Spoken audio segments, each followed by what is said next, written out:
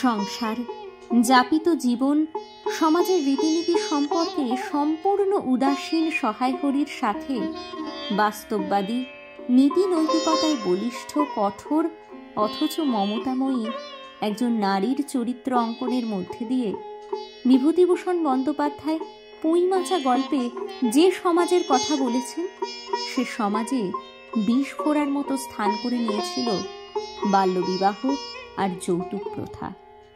গল্পে তিনি জীবনের জটিল কোনো মনস্তত্ত্বের ব্যাখ্যা দাঁড় করাননি, বরং দিনহীন একটি পরিবারের স্বাভাবিক করুণ কাহিনী সহজ সরল বর্ণনার মাধ্যমে তৎকালীন সমাজেরই একটি চিত্র এঁকেছেন। এখন আমরা শুনব বিভূতিভূষণ বন্দ্যোপাধ্যায়ের অমর ছোট গল্প পুঁইমাচা। গল্প কথনে জয়িতা, খেন্তির চরিত্রে আমি সায়নী, অন্যান্য ভূমিকায় আছে তুহিন, প্রিয়াঙ্কা, হৃদ ও অমৃতা, আবহে নীলাভ, প্রচ্ছদে হৃদ। ভূমিকা এবং কৃতজ্ঞতার শিকার আমি সায়নী। শুরু হচ্ছে আজকের গল্প পুঁইমাচা। রোববার মানে গপ্পবার।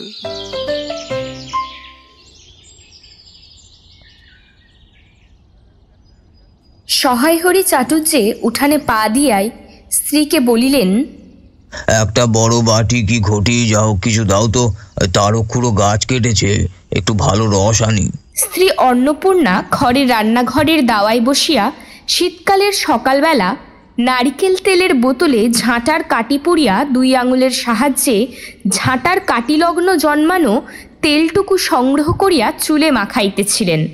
স্বামীকে দেখিয়া তাড়াতাড়ি গায়ের কাপড় একটু টানিয়া দিলেন মাত্র, কিন্তু বাটি কি ঘটি বাহির করিয়া দিবার জন্য বিন্দু মাত্র আগ্রহ তো দেখাইলেন না, এমনকি বিশেষ কোনো কথাও বলিলেন না। সহায়হরি অগ্রবর্তী হইয়া বলিলেন, কি হয়েছে, বসে রইলে যে, দাও না একটা ঘটি। খেন্তি টেন্তি সব কোথায় গেল এরা? তুমি তো বুঝি তেল মেখে আবার ছোঁবে না। অন্নপূর্ণা তেলের বোতলটি সরাইয়া স্বামীর দিকে খানিকক্ষণ চাহিয়া রহিলেন, পরে অত্যন্ত শান্ত সুরে জিজ্ঞাসা করিলেন, তুমি মনে মনে কি ঠাউরেছ বলতে পারো? স্ত্রীর অতিরিক্ত রকমের শান্ত সুরে সহায়হরির মনে ভীতি সঞ্চার হইল। ইহা যে ঝড়ের অব্যবহিত পূর্বের আকাশের স্থির ভাবমাত্র, তাহা বুঝিয়া তিনি মরিয়া হইয়া ঝড়ের প্রতীক্ষায় রহিলেন। একটু আমতা আমতা করিয়া কহিলেন, কেন, কি আবার কি? অন্নপূর্ণা পূর্বাপেক্ষাও শান্ত সুরে বলিলেন, দেখো, রঙ্গ করো না বলছি, ন্যাকামি করতে হয় অন্য সময় করো। তুমি কিছু জানো না নাকি খোঁজ রাখো না বলো তো? অত বড় মেয়ে যার ঘরে, সে মাছ ধরে আর রস খেয়ে দিন কাটায় কি করে তা বলতে পারো? গায়ে কি গুজব রটেছে জানো? সহায়হরি আশ্চর্য হইয়া জিজ্ঞাসা করিলেন, কেন, কি গুজব? কি গুজব জিজ্ঞাসা করো গিয়ে চৌধুরীদের বাড়ি? কেবল বাগদিদুলে পাড়ায় ঘুরে ঘুরে জন্ম কাটালে ভদ্রলোকের গায়ে বাস করা যায় না। সমাজে থাকতে হলে সেরকম মেনে চলতে হয়।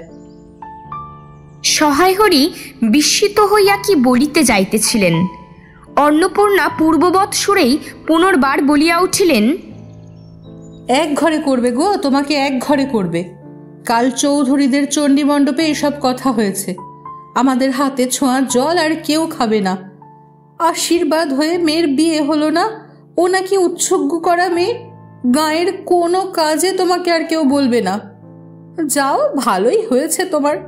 এখন গিয়ে দুলে বাড়ি বাগদি বাড়ি উঠে বসে দিন কাটাও। সহায়হরি তাচ্ছিল্যের ভাব প্রকাশ করিয়া বলিলেন, এই আমি বলি না জানি কি ব্যাপার, এক ঘরে সবাই এক ঘরে করেছেন, এবার বাকি আছেন কালীময় ঠাকুর। ও! অন্নপূর্ণা তেলে বেগুনে জ্বলিয়া উঠিলেন। কেন, তোমাকে এক ঘরে করতে বেশি কিছু লাগে নাকি? তুমি কি সমাজের মাথা না একজন মাতব্বর লোক? চাল নেই, চুলো নেই, এক করার মুরদ নেই, চৌধুরীরা তোমায় এক ঘরে করবে তার এমন কঠিন কথা কি? আর সত্যিই তো, এদিকে মেয়ে ধাড়ি হয়ে উঠল। হলো যে 15 বছরের, বাইরে কমিয়ে বলে বেড়ালে কি হবে? লোকের চোখ নেই, না বিয়ে দেবার গা না কিছু। আমি কি যাব পাত্র ঠিক করতে? সশরীরে যতক্ষণ স্ত্রীর সম্মুখে বর্তমান থাকিবেন, স্ত্রীর গলার সুর ততক্ষণ কমিবার কোনো সম্ভাবনা নাই বুঝিয়া সহায়হরি দাওয়া হইতে তাড়াতাড়ি একটি কাঁসার বাটি উঠাইয়া লইয়া খিড়কি দুয়ার লক্ষ্য করিয়া যাত্রা করিলেন।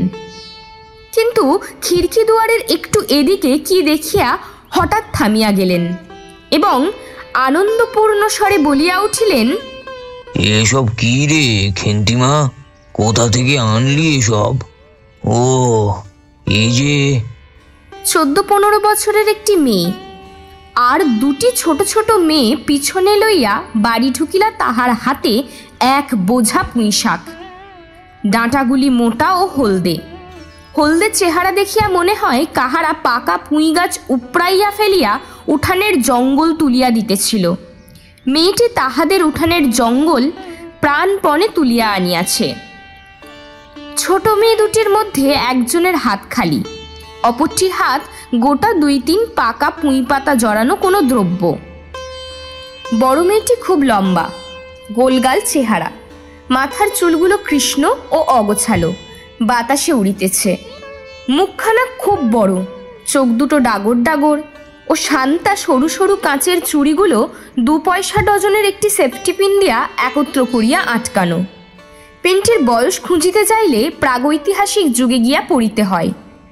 এই বড় মেয়েটির নামই বোধহয় খেন্তি, কারণ সে তাড়াতাড়ি পিছন ফিরিয়া তাহার পশ্চাদর্তিনীর হাত হইতে পুঁই পাতা জড়ানো দ্রব্যটি লইয়া মেলিয়া ধরিয়া বলিল, চিংড়ি মাছ বাবা, গয়া বুড়ির কাছ থেকে রাস্তায় নিলাম, দিতে চায় না, বলে তোমার বাবার কাছে 8 দিনকার দরুন 2 পয়সা বাকি আছে।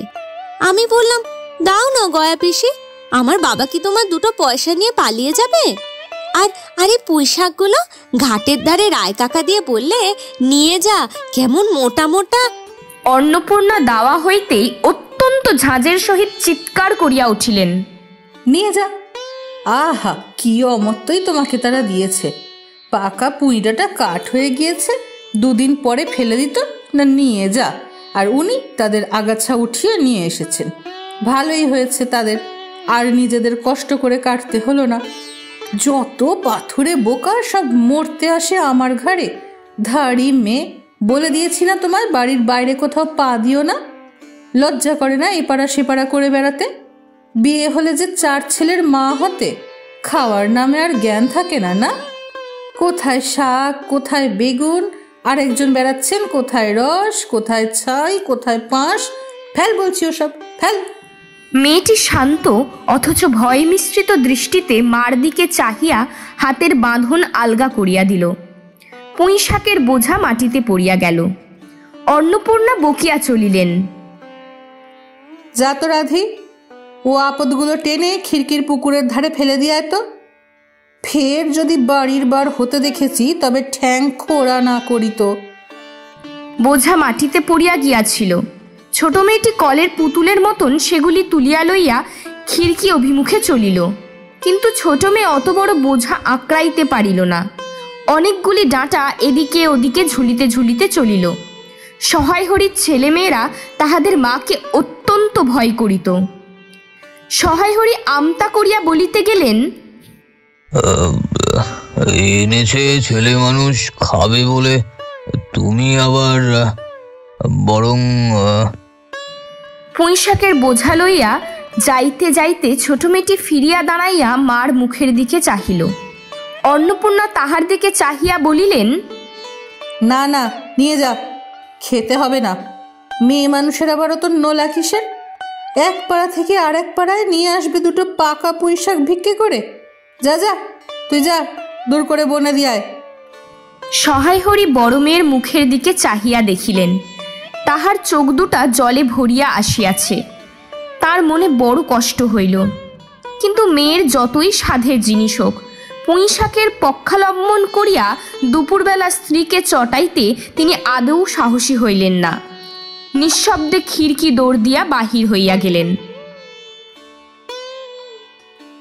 বসিয়া রাঁধিতে রাঁধিতে বড় মেয়ের মুখের কাতর দৃষ্টি স্মরণে পড়িবার সঙ্গে সঙ্গে অন্নপূর্ণার মনে পড়িল গত অরন্ধনের পূর্বদিন বাড়িতে পুঁই শাক রান্নার সময় খেন্তি আবদার করিয়া বলিয়াছিল, মা, ও মা, এই অর্ধেকগুলো কিন্তু সব একা আমার, হ্যাঁ, আর অর্ধেক সব মিলে তোমাদের। বাড়িতে কেহ ছিল না। তিনি নিজে গিয়া উঠানের ও খিড়কি দোরের আশেপাশে যে ডাঁটা পড়িয়াছিল সেগুলি কুড়াইয়া লইয়া আসিলেন।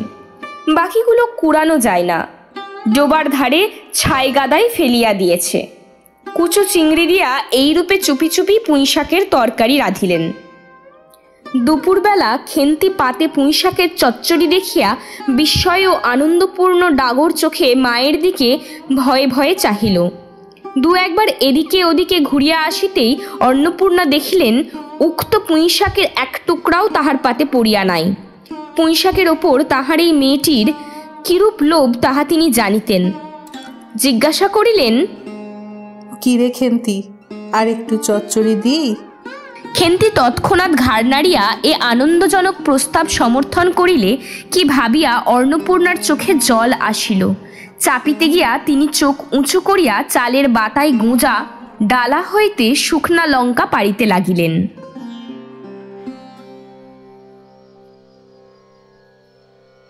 কালীমায়ের চণ্ডীমণ্ডপে সেদিন বৈকাল বেলা সহায় হরির ডাক পড়িল। সংক্ষিপ্ত ভূমিকা ফাঁদিবার পর কালীময় উত্তেজিত সুরে বলিলেন, সেসব দিন কি আর আছে ভায়া? এই ধরো কেষ্ট মুখুজ্জে, স্বভাব নইলে পাত্র দেব না, স্বভাব নইলে পাত্র দেব না করে কি কাণ্ডটাই না করলে। অবশেষে কিনা হরির ছেলেটাকে ধরে পড়ে মেয়ের বিয়ে দেয়। তবে রক্ষে তার কি স্বভাব রাম বলো, 6-7 পুরুষে অঙ্গ পচা ক্ষত্রিয়। সহায় হরি বাধা দিয়া বলিতে গেলেন, এই শ্রাবণে 13 আহা, 13 আর 16 তফাৎ কিসের শুনি? 13 আর 16 তফাৎটা কিসের? আর সে চাই 13ই হোক, চাই 16ই হোক, চাই 85ই হোক, তাতে আমাদের দরকার নেই। সে তোমার হিসেব তোমার কাছে, কিন্তু পাত্রর আশীর্বাদ হয়ে গেল তুমি বেঁকে বসলে, তা কি জন্য শুনি? ও তো একরকম উচ্ছুগ্য করা মেয়ে। আশীর্বাদ হওয়াও যা, বিয়ে হওয়াও তা, 7 পাকের যা বাকি। এই তো সমাজে বসে এই কাজগুলো তুমি যে করবে আর আমরা বসে বসে দেখব, এ তুমি ভেবো না। সমাজের বামুনদের যদি জাত মারার ইচ্ছে না থাকে, মেয়ের বিয়ের বন্দোবস্ত করে ফেলো। পাত্র রাজপুত্র না হলে মেলে না, লেখাপড়া নাই বা জানলো, জজ ম্যাজিস্ট্রেট না হলে কি মানুষ হয় না? দিব্যি বাড়ি, বাগান, পুকুর, শুনলাম এবার নাকি উড়ির জমিতে 4টি আমন ধানও করেছে। ব্যাস রাজার হাল। 2 ভাইয়ের অভাব কি? ইতিহাসটা হইতেছে এই যে মণিগাঁয়ের উক্ত মজুমদার মহাশয়ের পুত্রটি কালীময়ই ঠিক করিয়া দেন। কেন কালীময় মাথা ব্যথা করিয়া সহায় হরির মেয়ের বিয়ের সম্বন্ধ মজুমদার মহাশয়ের ছেলের সঙ্গে ঠিক করিতে গেলেন, তাহার কারণ নির্দেশ করিতে যাইয়া কেহ কেহ বলেন যে কালীময় নাকি মজুমদার মহাশয়ের কাছে অনেক টাকা ধারেন, অনেক দিনের সুদ পর্যন্ত বাকি, শীঘ্র নালিশ হইবে ইত্যাদি। এই গুজব যে শুধু অবান্তর তাহাই নহে, ইহার কোনো ভিত্তি আছে বলিয়াও মনে হয় না। ইহা দুষ্টপক্ষের রটনা মাত্র। যাহাই হোক, পাত্রপক্ষ আশীর্বাদ করিয়া যাওয়ার দিন কতক পরে সহায় হরি টের পান পাত্রটি কয়েক মাস পূর্বে নিজের গ্রামে কি একটা করিবার ফলে গ্রামের এক কুম্ভকর বধূর আত্মীয় স্বজনের হাতে বেদম প্রহার খাইয়া কিছুদিন নাকি শয্যাগত ছিল। এরকম পাত্রে মেয়ে দিবার প্রস্তাব মনঃপূত না হওয়ায় সহায় হরি সে সম্বন্ধ ভাঙিয়া দেন। দিন 2 পরের কথা। সকালে উঠিয়া সহায় হরি উঠানে বাতাবি লেবু গাছের ফাঁক দিয়া যেটুকু নিতান্ত কচি রাঙা রৌদ্র আসিয়াছিল, তাহারই আতপে বসিয়া আপন মনে তামাক টানিতেছিলেন। বড় মেয়ে খেন্তি আসিয়া চুপি চুপি বলিল, বাবা যাবে না? মা তো ঘাটে গেল। সহায় হরি একবার বাড়ির পাশে ঘাটের পথের দিকে কি জানি কেন চাহিয়া দেখিলেন, পরে নিম্ন স্বরে বলিলেন, যা শিগগিরি শাবলখানা নিয়ে আয় দেখি। কথা শেষ করিয়া তিনি উৎকণ্ঠার সহিত জোরে জোরে তামাক টানিতে লাগিলেন এবং পুনরায় একবার কি জানি কেন খিড়কির দিকে সতর্ক দৃষ্টি নিক্ষেপ করিলেন। ইতিমধ্যে প্রকাণ্ড ভারী একটা লোহার শাবল 2 হাত দিয়া আঁকড়াইয়া ধরিয়া খেন্তি আসিয়া পড়িল। তৎপরে পিতাপুত্রীতে সন্তর্পণে সম্মুখের দরজা দিয়া বাহির হইয়া গেল। ইহাদের ভাব দেখিয়া মনে হইতেছিল ইহারা কাহারও ঘরে শীত দিবার উদ্দেশ্যে চলিয়াছে। অন্নপূর্ণা স্নান করিয়া সবে কাপড় ছাড়িয়া উনুন ধরাইবার জোগাড় করিতেছিলেন। মুখুজ্জে বাড়ির ছোট খুকি দুর্গা আসিয়া বলিল, খুড়িমা, মা বলে দিলে খুড়িমাকে গিয়ে বল মা ছোবে না, তুমি আমাদের নবান্নটা মেখে আর ইতুর ঘটগুলো বার করে দিয়ে আসবে গো। মুখুজ্জে বাড়ি ওপাড়াই।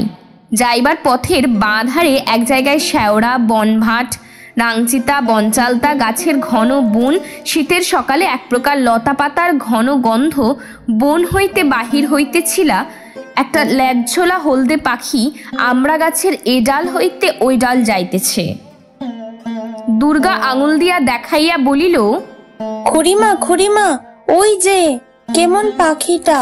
পাখি দেখিতে গিয়া অন্নপূর্ণা কিন্তু আর একটা জিনিস লক্ষ্য করিলেন। ঘন বনটার মধ্যে কোথায় এতক্ষণ খুব খুব করিয়া আওয়াজ হইতেছিল, কে যেন কি খুঁড়িতেছে। দুর্গার কথার পরেই হঠাৎ সেটা বন্ধ হইয়া গেল। অন্নপূর্ণা সেখানে খানিকক্ষণ থমকাইয়া দাঁড়াইলেন, পরে চলিতে আরম্ভ করিলেন। তাহার খানিক দূর যাইতে বনের মধ্যে পুনরায় খুব খুব শব্দ আরম্ভ হইল। কাজ করিয়া ফিরিতে অন্নপূর্ণার কিছু বিলম্ব হইল। তিনি তীক্ষ্ণ দৃষ্টিতে মেয়ের দিকে চাহিয়া দেখিয়া বলিলেন, কিরে, এখনো নাইতে যাসনি যে? কোথায় ছিলি এতক্ষণ? খেন্তি তাড়াতাড়ি উত্তর দিল, এই যে যাই মা, এক্ষুনি যাবো আর আসবো। খেন্তি স্নান করিতে যাইবার একটুখানি পরেই সহায় হরি সৎসাহে 15-16 ভারী একটা মেটে আলু ঘাড়ে করিয়া কোথা হইতে আসিয়া উপস্থিত হইলেন এবং সম্মুখে স্ত্রীকে দেখিয়া কৈফিয়তের দৃষ্টিতে সেই দিকে চাহিয়াই বলিয়া উঠিলেন, ওই ও পাড়ার ময়সা চৌকিদার রোজই বলে, কর্তা ঠাকুর, তোমার বাপ থাকতে তবু মাসে মাসে এইদিকে তোমাদের পায়ের ধুলো পড়তো, তা আজকাল তো তোমরা এইদিকে আসোই না। আর এই বেড়ার গায়ে মেটে আলু করে রেখেছি, তা দাদা ঠাকুর বরং। অন্নপূর্ণা স্থির দৃষ্টিতে স্বামীর দিকে চাহিয়া বলিলেন, বরজপোতার বনের মধ্যে বসে খানিক আগে তুমি কি করছিলে শুনি? সহায় হরি অবাক হইয়া বলিলেন, আমি? না, আমি কখনো না, এই তো আমি। সহায় হরির ভাব দেখিয়া মনে হইতেছিল তিনি এইমাত্র আকাশ হইতে পড়িয়াছেন। অন্নপূর্ণা পূর্বের মতনই স্থির দৃষ্টিতে স্বামীর দিকে চাহিয়া বলিলেন, চুরি তো করবেই, 3 কাল গিয়ে 1 কাল আছে। মিথ্যে কথাগুলো আর এখন বলো না, আমি সব জানি। মনে ভেবেছিলে আপদ ঘাটে গিয়েছে, আর কি। দুর্গার মা ডেকে পাঠিয়েছিল, ও পাড়ায় যাচ্ছি। শুনলাম বরজপোতার বনের মধ্যে কি সব খুব খুব শব্দ। তখনই আমি বুঝতে পেরেছি, সারা পেয়ে শব্দ বন্ধ হয়ে গেল। যেই আবার খানিক দূর গেলাম, আবার দেখি শব্দ। তোমার তো ইহকালও নেই, পরকালও নেই। চুরি করতে, ডাকাতি করতে, যা করতে ইচ্ছে হয় করো, কিন্তু মেয়েটাকে আবার এর মধ্যে নিয়ে গিয়ে ওর মাথা খাওয়া কিসের জন্যে? সহায় হরি হাত নাড়িয়া বরজপোতাই তাহার উপস্থিতি থাকার বিরুদ্ধে কতকগুলি প্রমাণ উত্থাপন করিবার চেষ্টা করিতে লাগিলেন, কিন্তু স্ত্রীর চোখের দৃষ্টির সামনে তাহার বেশি কথাও জোগাইল না, বা কথিত উক্তিগুলির মধ্যে কোনো পৌর্বাপর্য সম্বন্ধ খুঁজিয়া পাওয়া গেল না। 8 ঘণ্টা পরে খেন্তি স্নান সারিয়া বাড়ি ঢুকিলে সমকস্থ মোটা আলুর দিকে একবার আর চোখে চাহিয়ায় নিরীহ মুখে উঠানের আলনায় অত্যন্ত মনোযোগের সহিত কাপড় মেলিয়া দিতেছিল। অন্নপূর্ণা ডাকিলেন, খেন্তি, এদিকে একবার আয় তো, শুনে যা। মায়ের ডাক শুনিয়া খেন্তির মুখ শুকাইয়া গেল। সে ইতস্তত করিতে করিতে মার নিকটে আসিলে তিনি জিজ্ঞাসা করিলেন, ওই মেটে আলুটা দুজনে মিলে তুলে এনেছিস না? খেন্তি মার মুখের দিকে একটুখানি চাহিয়া থাকিয়া একবার ভূপতিত মেটে আলুটার দিকে চাহিল, পরে পুনরায় মার মুখের দিকে চাহিল এবং সঙ্গে সঙ্গে ক্ষিপ্র দৃষ্টিতে একবার বাড়ির সমকস্থ বাঁশঝাড়ের মাথার দিকেও চাহিয়া লইল। তাহার কপালে বিন্দু বিন্দু ঘাম দেখা দিল, কিন্তু মুখ দিয়া কথা বাহির হইল না। অন্নপূর্ণা কড়া সুরে বলিলেন, কিরে, কথা বলছিস না যে বড়? এই মেটে আলু তুই এনেছিস কি না? খেন্তি বিপন্ন চোখে মার মুখের দিকেই চাহিয়াছিল।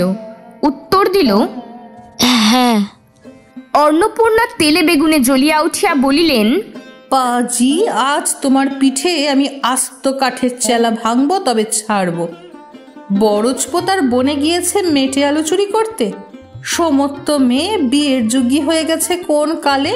সেই এক গলা বিজন বন, যার মধ্যে দিনে দুপুরে বাঘ লুকিয়ে থাকে, তার মধ্যে থেকে পরের আলু নিয়ে এলো তুলে।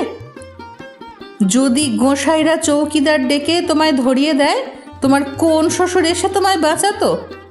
আমার জোটে খাবো না জোটে না খাবো, তা বলে পরের জিনিসে হাত। এ মেয়ে নিয়ে আমি কি করব মা? 2-3 দিন পরে একদিন বৈকালে ধুলামাটি মাখা হাতে খেন্তি মাকে আসিয়া বলিল, মা, ও মা, মা দেখবে এসো।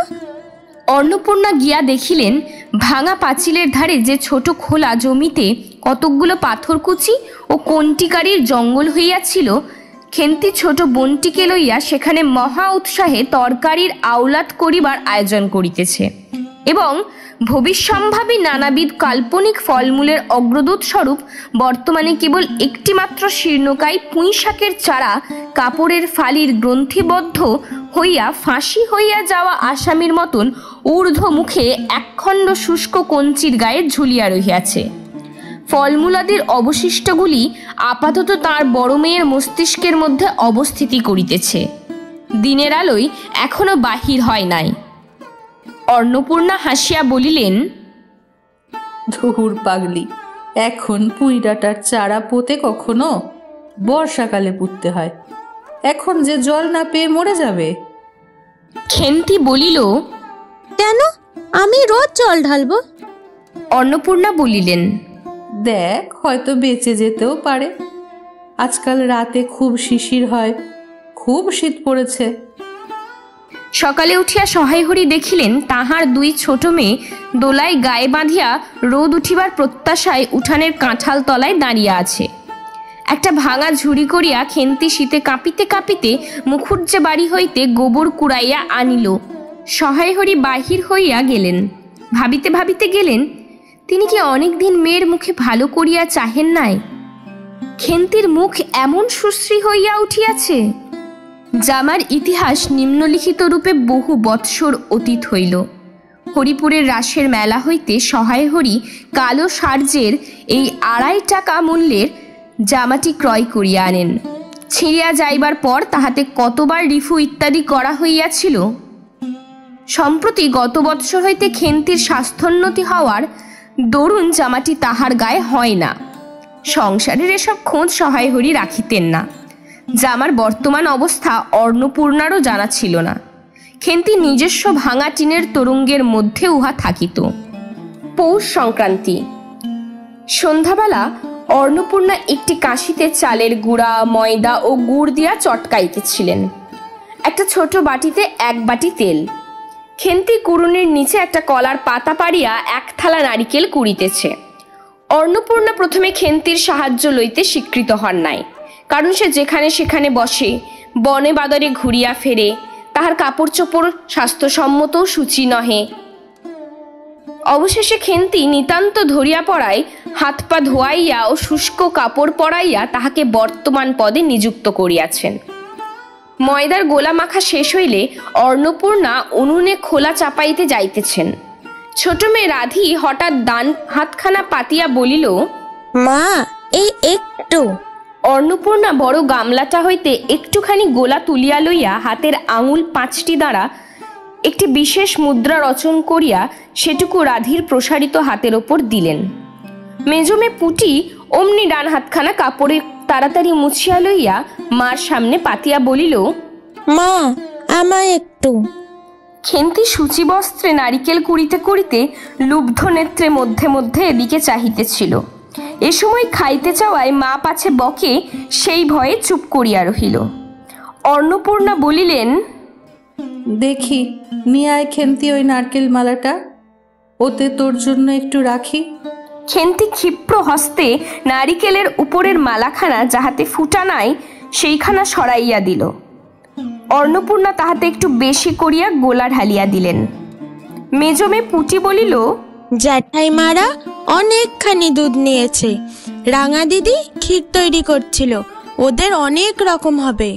খেন্তি মুখ তুলিয়া বলিল, এবেলা আবার হবে নাকি?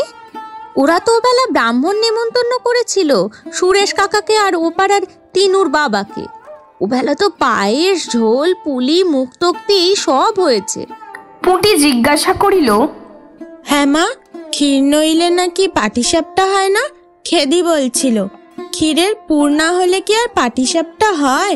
আমি বললাম কেন, আমার মা তো শুধু নারকেলের ছাই দিয়েই করে, এ তো কেমন ভালো লাগে।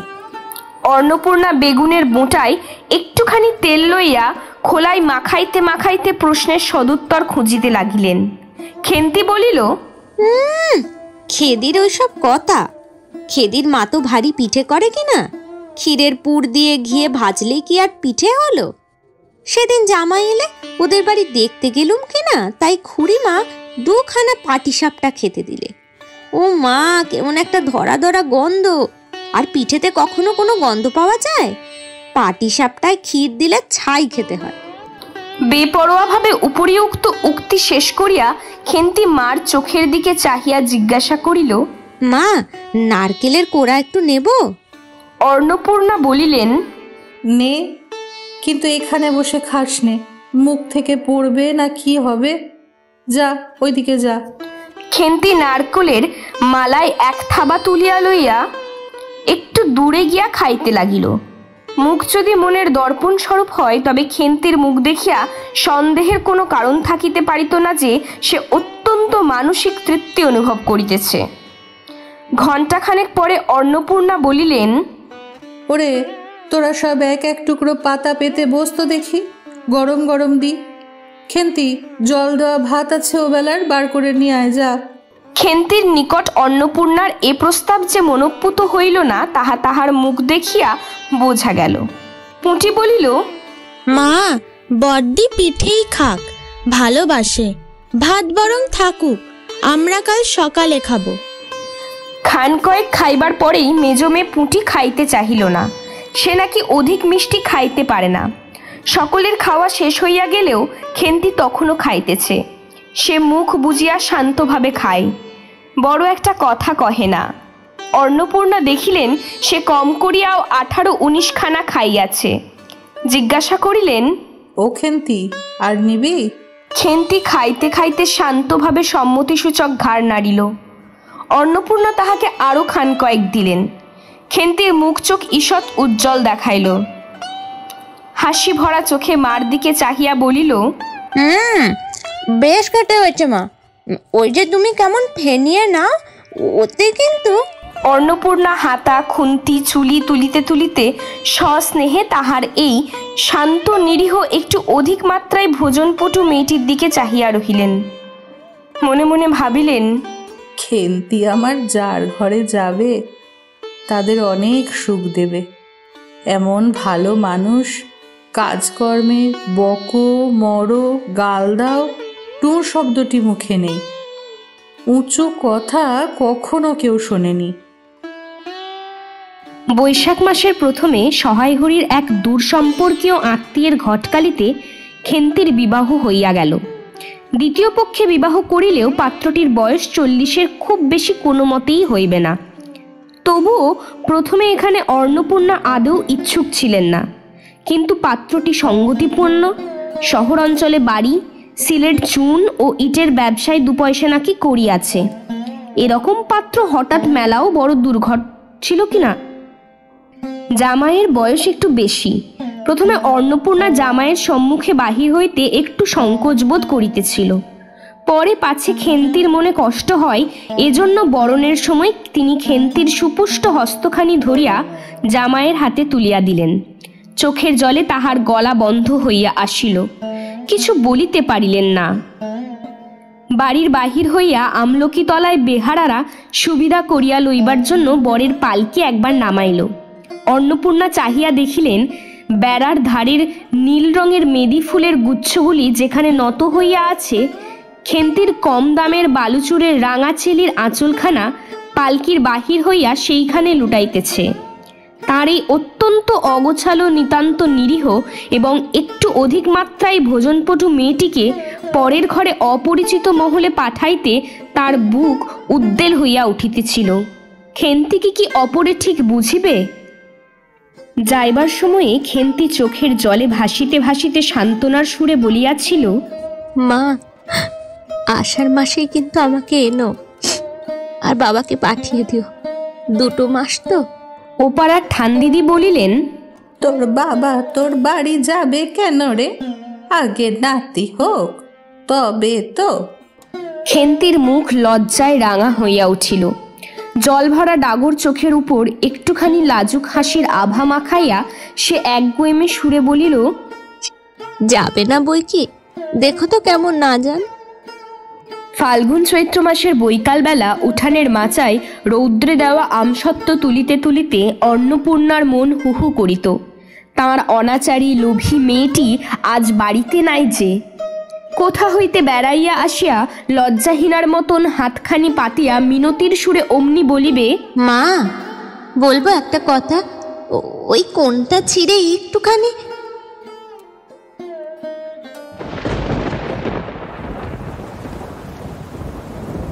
এক বছরের উপর হইয়া গিয়াছে। পুনরায় আষাঢ় মাস, বর্ষা বেশ নামিয়াছে।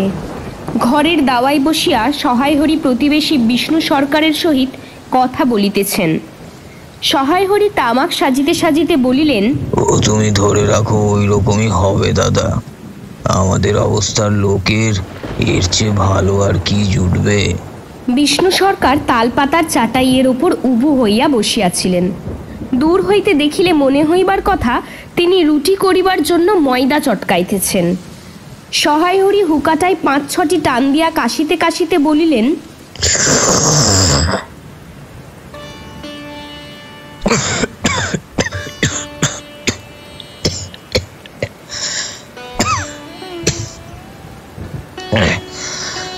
বসন্ত হয়েছিল শুনলাম,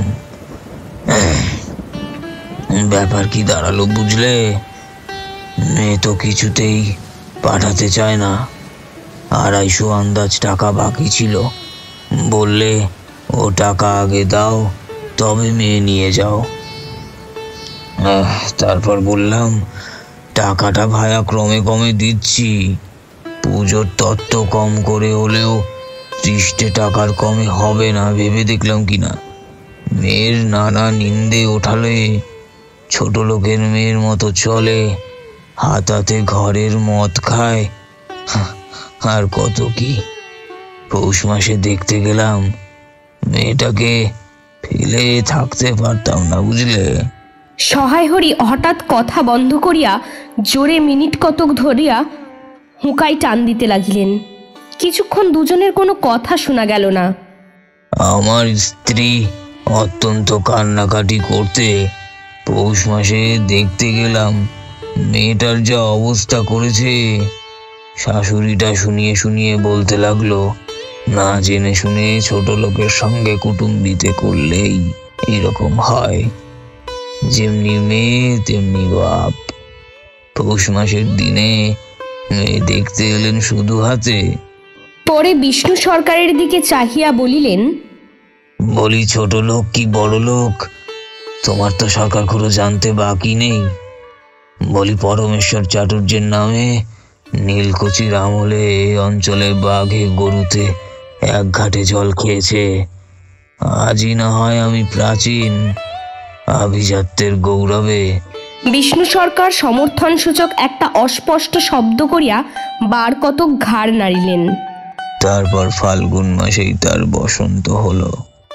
এমন চামার, বসন্ত গায়ে বেরোতেই টালায়।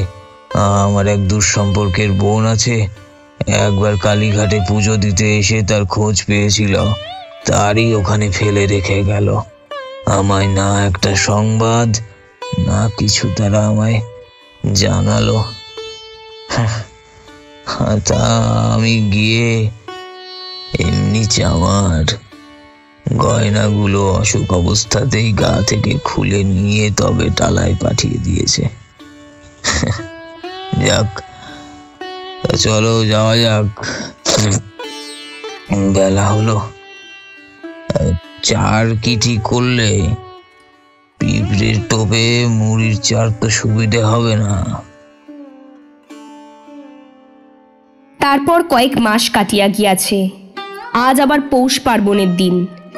এবার পৌষ মাসের শেষাশেষি এত শীত পড়িয়াছে যে এরূপ শীত তাহারা কখনো জ্ঞানে দেখেন নাই। সন্ধ্যার সময় রান্নাঘরের মধ্যে বসিয়া অন্নপূর্ণা সরু চাকলি পিঠের জন্য চালের গুঁড়ার গোলা তৈয়ারি করিতেছেন। পুঁটি ও রাধি উনুনের পাশে বসিয়া আগুন পোহাইতেছে। রাধি বলিতেছে, আর একটু জল দিতে হবে মা, অত ঘন করে ফেললে কেন? পুঁটি বলিল, আচ্ছা মা, ওতে একটু নুন দিলে হয় না? ও মা, দেখো মা, রাধির দোলাই কোথায় ঝুলছে, এক্ষুনি ধরে উঠবে। অন্নপূর্ণা বলিয়া উঠিলেন, সরে এসে বসো মা, আগুনের ঘাড়ে গিয়ে না বসলে কি আগুন পোহানো হয় না? এদিকে আয়। গোলা তৈয়ারি হইয়া গেলে খোলা আগুনে চড়াইয়া অন্নপূর্ণা গোলা ঢালিয়া মুছি দিয়া চাপিয়া ধরিলেন। দেখিতে দেখিতে মিঠে আঁচে পিঠে টোপরের মতন ফুলিয়া উঠিল। পুঁটি বলিল, মা দাও, প্রথম পিঠেখানা কানাচে সারা ষষ্ঠীকে ফেলে দিয়ে আসি। অন্নপূর্ণা বলিলেন, একা যাস নে, রাধিকে নিয়ে যা। খুব জ্যোৎস্না উঠিয়াছিল। বাড়ির পিছনে সাঁড়া গাছের ঝোপের মাথায় তেলাকুচা লতার খোলো। সাদা ফুলের মধ্যে জ্যোৎস্না আটকিয়া রহিয়াছে। পুঁটি ও রাধি খিড়কিদোর খুলিতেই একটা শিয়াল শুকনো পাতায় খসখস করিতে করিতে ঘন ঝোপের মধ্যে ছুটিয়া পলাইল। পুঁটি পিঠেখানা জোর করিয়া হুঁড়িয়া ঝোপের মাথায় ফেলিয়া দিল। তাহার পর চারিধারের নির্জন বাঁশবনের নিস্তব্ধতায় ভয় পাইয়া ছেলে মানুষ পিছু হটিয়া আসিয়া খিড়কি দরজার মধ্যে ঢুকিয়া পড়িয়া তাড়াতাড়ি দ্বার বন্ধ করিয়া দিল।